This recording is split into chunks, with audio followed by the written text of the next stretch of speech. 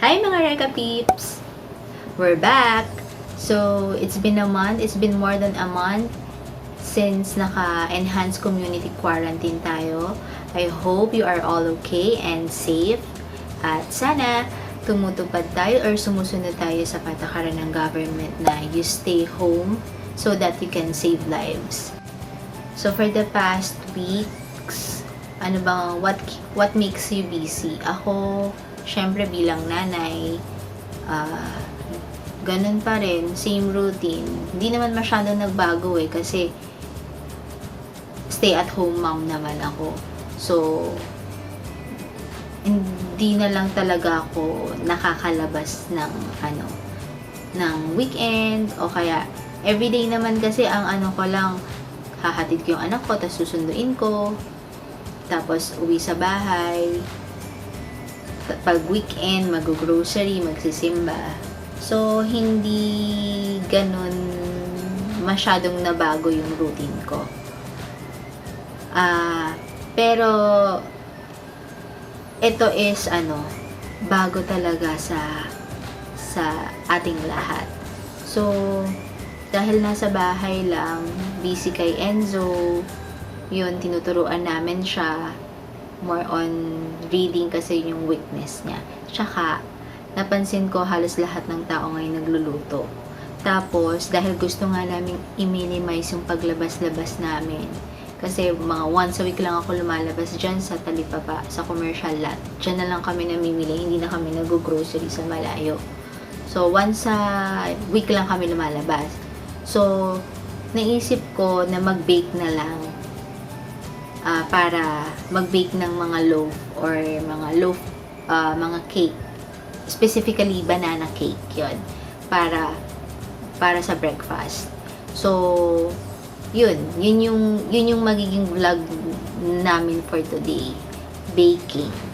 So, itong baking kasi siya, pwede rin siyang parang bonding yun ng family mo, tsaka especially nung anak nyo, lalo't hindi sila nakakalabas. So, pwedeng bonding moment yon. Medyo maglalaan lang kayo ng mas mahaba-habang oras for baking kasi makukulit tong mga chikiting na to So, yun. Bakit banana cake? Kasi, actually, ito yung pinaka-first ko na natutunan na i-bake. Why? Because madali siya, it's easy, and at the same time, mabibili mo madaling bilhin yung ingredients, which is yung banana. Before we proceed, don't forget to subscribe and hit the bell button para pag may bago kaming video, ma-notify kayo. So without further ado, let's start baking!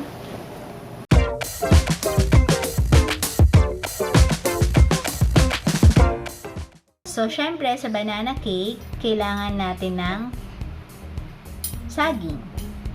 Ang isa pang tip, mas overripe na bananas, the better. Kasi mas malasa siya. So, we need at least 6 medium size lakatan bananas. So, itong dalawa, bali naging siya, 5, 6, 7 kasi maliit tong dalawa.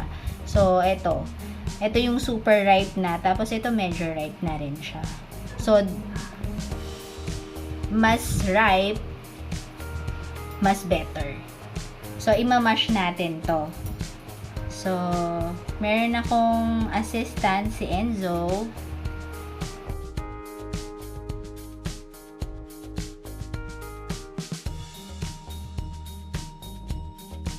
Ngayong quarantine, isa pang pwede nyong gawing bonding with your kids is yung baking. Yun nga lang, mag-aalat kayo ng mas mahabang oras kasi ang mga chikiting maliligalig. Katulad ng assistant ko.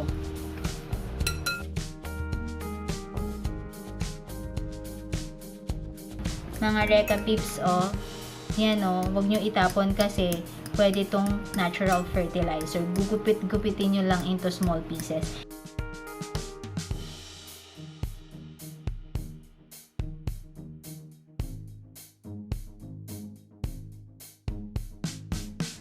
Kailangan din natin ng 4 large eggs or 6 na maliliit kung wala kayong malaking eggs. So, sinasuggest ko kapag mag-open ng eggs, ilagay muna siya sa isang small na container. Tapos, tsaka nyo ilalagay dun tsaka nyo siya isasama sa ibang ingredients. Anong reason ba't natin gagawin yon? Kasi, minsan hindi natin alam yung eggs sira na. So, para hindi masayang lahat ng ibang eggs, yun yung technique. Parang ganito.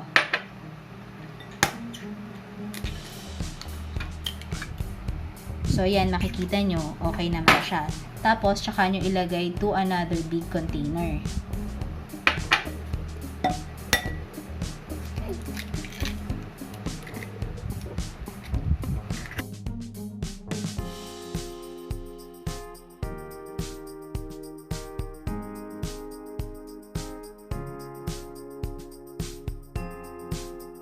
So, ito yung mga ingredients. 6 medium size na ripe banana. So, imamash nyo lang siya. Ito yun. So, 6 small eggs or 4 large eggs. And then, 3 cups of all-purpose flour. And then oil. And then, what's this, anak? Oil. Yes. Coconut oil, 1 cup. Or, better kung meron kayong vegetable oil, yun na lang. Kasi basta may kakaiba siyang sa baking. Usually, vegetable oil talaga. Kaya lang, dahil quarantine ngayon, kung ano yung available, yun na lang muna yung gagamitin natin. Tapos na. Sugar na. And then, milk. 2 teaspoon of baking Soda. powder. This is baking powder, anak. And then, this is 2 teaspoon of, what's this, anak? Baking soda. Yes, baking soda. And And then, then, ay may lag.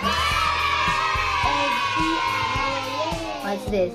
1.5 cups of brown sugar. Ako kasi, ayaw ko nang masyadong matamis yung banana cake. So, kung kayo, gusto nyo, dagdagan nyo lang. Tsaka mas maganda kung brown sugar kesa sa wash or yung white.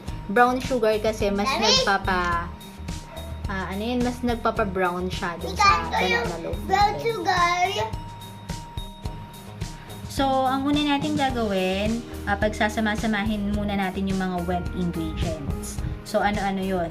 Siyempre, yung mashed bananas. Ilagay na natin yung Yung oil. what's this?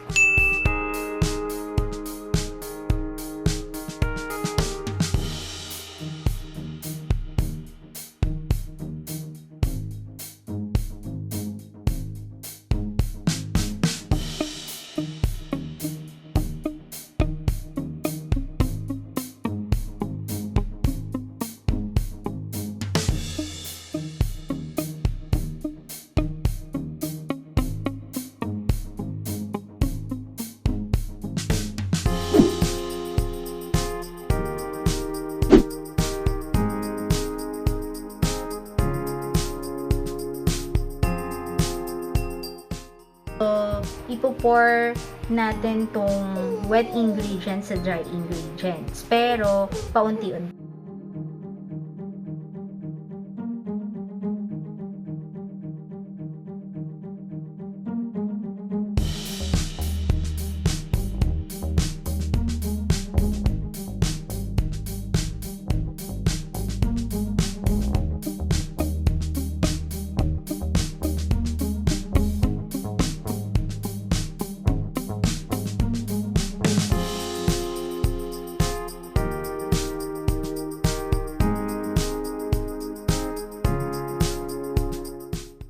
Kailangan nating i-preheat muna yung oven. Hindi basta ilalagay lang natin yung i-bake. So, important yon.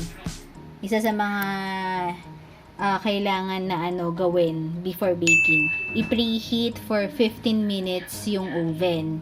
So, sa banana loaf, ibibake natin siya sa 325 degrees Fahrenheit for about 40 to 50 minutes. And then, I suggest bumili kayo nito oven thermometer. Bakit? Kasi, baka sabihin nyo, meron namang thermometer na mismo yung oven. Kaya lang, hindi siya ganun ka-accurate compare dito. Kasi ito mismo nasa loob. So, mas accurate siya dahil yung mismong init ng oven, yun yung makikita nyo dito. So, habang naka-preheat yung ating oven for 15 minutes, i-prepare naman natin yung pan na paglalagyan. So, kailangan natin ng brush and then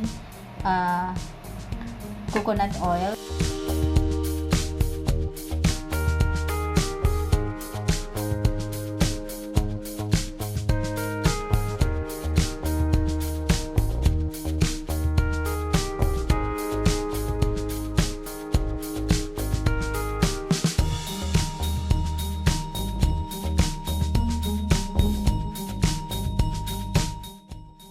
Hindi mo pupunuin to.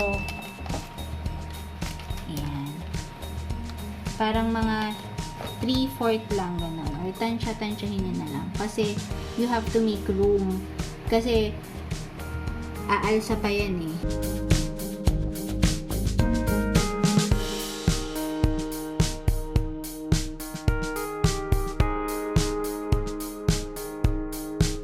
Naka 40 minutes. Try natin siya, check natin kung pwede na using toothpick. Pero wala akong toothpick. Mas gusto ko yung ganito, yung parang siya. Ang tawag dito, popsicle stick.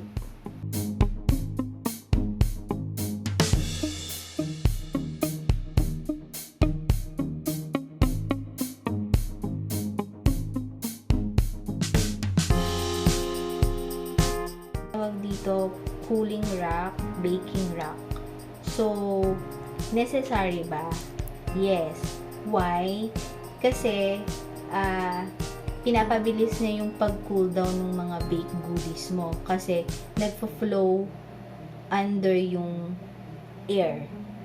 And at the same time, hindi na prevent niya yung pagsag nung baked goodies ng mga loaf, ganyan.